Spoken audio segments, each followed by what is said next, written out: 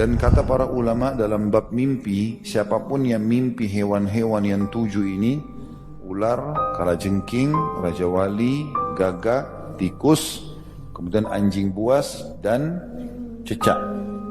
Ya. Berarti menandakan ada orang-orang yang buruk yang sedang mendekati dia.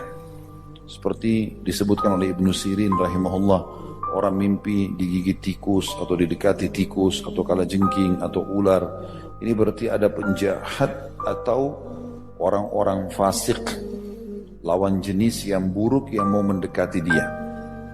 Termasuk kalau orang istikharah, minta petunjuk kalau dia mau menikah lalu dia mimpi salah satu hewan ini, berarti yang jadi calonnya kemungkinan punya makna ke sana. Ini dijelaskan oleh Ibnu Sirin rahimahullah dalam takwil mimpi atau masalah takwil mimpi, karena hewan-hewan ini disuruh bunuh. Ya, disuruh bunuh. Seringkali juga orang kalau kena sihir, mimpinya pasti salah satu dari 7 hewan ini. Dia mimpi kalajengking kah, dia mimpi ular kah, dan seterusnya. Hadis 601 menyebutkan tentang hewan-hewan yang boleh dibunuh, baik sedang ihram atau tidak sedang ihram, baik di wilayah haram atau di wilayah halal. Wilayah haram kayak Mekah sama Madinah. Selain daripada itu dikenal dengan wilayah halal. Haram artinya dimuliakan. Makanya kita katakan Mekah dan Madinah haramain. Dikatakan dalam hadis ini dari Aisyah radhiyallahu anha, beliau berkata, Rasulullah sallallahu alaihi wasallam bersabda, "Khamsun minad dawabi kulluhunna fawasiq yuqtalna fil hill wal haram al-aqrabu wal hida'ah wal ghurabu wal fa'ra wal kalbul aqur." Hadis ini tentu diriwayatkan Imam Bukhari di jilid 3 halaman 17, Imam Muslim jilid 2 halaman 857. Ada 5 binatang yang semuanya fasik. Fasik artinya mengganggu, buruk. Boleh dibunuh di luar tanah haram, tanah suci, atau di dalam tanah haram, walaupun kita sedang berihram. Yang pertama adalah kalajengking. Yang kedua, burung raja wali. Yang ketiga, burung gagak. Yang keempat, tikus. Dan yang kelima, anjing buas. Itu anjing yang suka menggigit, ya, anjing buas. Dan ini memberikan gambaran kepada kita, orang tadi kalau lagi ihram tidak boleh berburu hewan. Tapi di sini dia bukan masuk dalam berburu. Hewan ini memang dasarnya boleh dibunuh. Bahkan ada hadis lain di bab solat yang menjelaskan bolehnya seseorang membunuh ular dan kalajengking dalam solatnya. Kata Nabi SAW, 2 hewan yang membinasakan, bunuhlah walaupun kalian sedang dalam keadaan solat, ular dan kalajengking.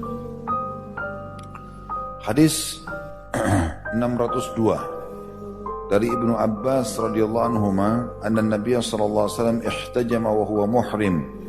Bahwasanya Nabi sallallahu alaihi wasallam berbekam dalam keadaan beliau berihram. Hadis ini riwayat Bukhari dan Imam Muslim.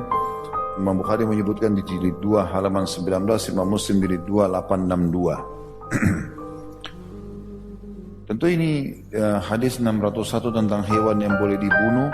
Kita tidak banyak merincikan ya.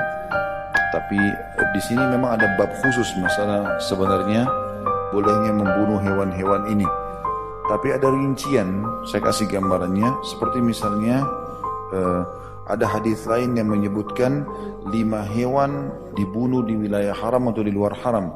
Di dalamnya masuk ular. Jadi ada 7 jenis hewan yang boleh kita bunuh. Ular, kalajengking, raja wali, gagak, tikus, kemudian anjing buas dan cecak. Ya. Kenapa Allah suruh bunuh? Allahu a'lam. Ada hikmah, enggak ada hikmah, tetap kita jalankan. Kenapa Allah haramkan babi? Ada hikmah, enggak hikmah, tetap kita haramkan. Orang beriman menerimanya. Kalau nanti ada hikmahnya, ya itu pertambahan saja. Karena enggak ada hikmah pun kita temukan, tetap saja kita tentunya mentaati Allah dan Rasulnya alaihi salatu wassalam. Khusus masalah dari 7 jenis hewan ini, ular, ini ada hukum tersendiri lagi kalau seandainya kita melihat ular di rumah, bukan di tempat lain, di rumah, maka sunnah Nabi SAW untuk mengusirnya 3 kali. Katakan, keluarlah, 3 kali diusir. Karena kata Nabi SAW, kalau kalian temukan ular di rumah kalian, maka ingatkanlah 3 kali. Mangsa yang terkenal, jenisnya banyak dan tersebar di hampir seluruh bumi. Sementara vultur atau hering atau burung pemakan bangkai adalah burung yang terlihat kotor. Makanan utamanya adalah bangkai hewan lain, jarang memburu mangsa dan mereka juga tersebar. Seorang sahabat baru menikah. Begitu dia pulang dari masjid Nabi SAW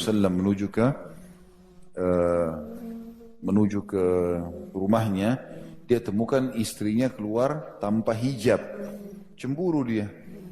Maka dia marah, kelihatan raut wajahnya marah. Lalu istrinya bilang, jangan kamu marah dulu. Lihat ada apa di dalam rumah. Maka anak muda itu pun, sahabat itu pun masuk, ditemukan di ranjangnya ada ular besar.